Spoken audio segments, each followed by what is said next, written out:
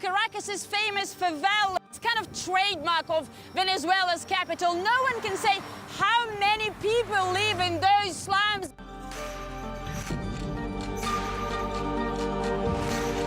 Some studies estimate that more than 80% of Venezuela's 30 million population live in dire poverty.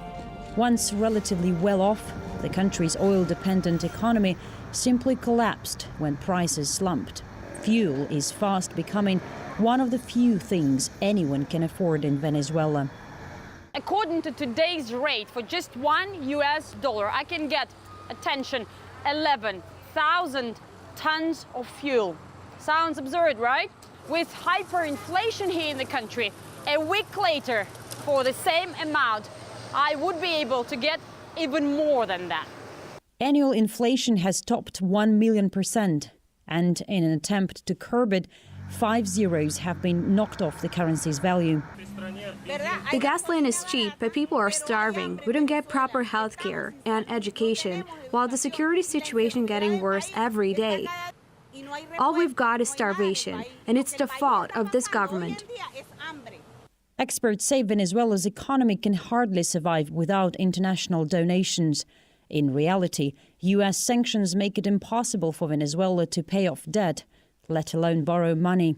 And Donald Trump has never made Washington's aim a secret. I'm not going to rule out a military option. We have many options for Venezuela.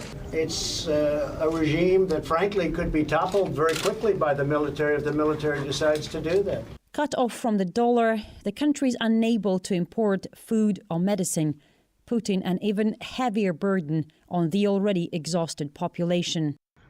Even though the sanctions do not affect or prohibit the importation of basic goods, such as food or medicine, the fair fact that there are financial sanctions on Venezuela has made it very difficult for the country to, or for the government rather, to engage in financial transactions of almost any kind. Not only that, Venezuela also depends to a large extent for 90-something% of its foreign, its hard currency earnings. It depends on oil production, and oil production has declined because it's been almost impossible for the government to import badly needed replacement parts for the oil industry, and so oil production has declined by as much as 50% in the past 2 years.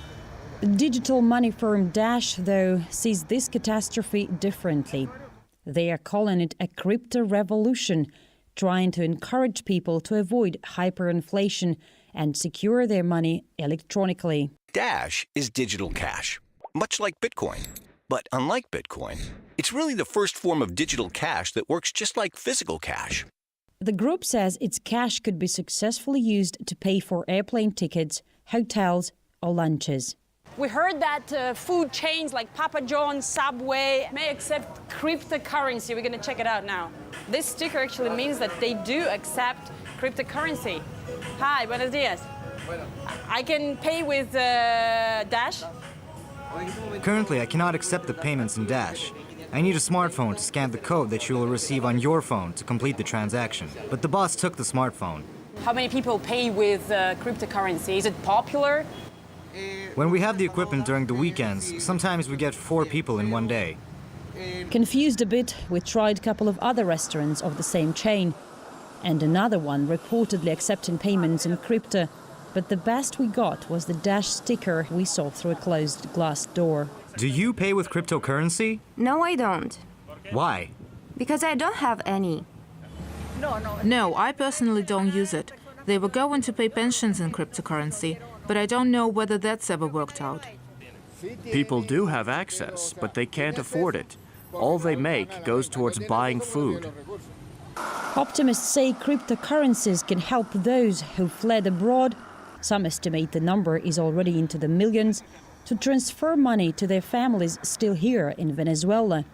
But until fundamental changes come into effect, the so-called crypto revolution won't ease the months of hardship. Cryptocurrency could work, I think. And of course, people would be interested in using it if one were more or less certain that the price of oil were going to go up.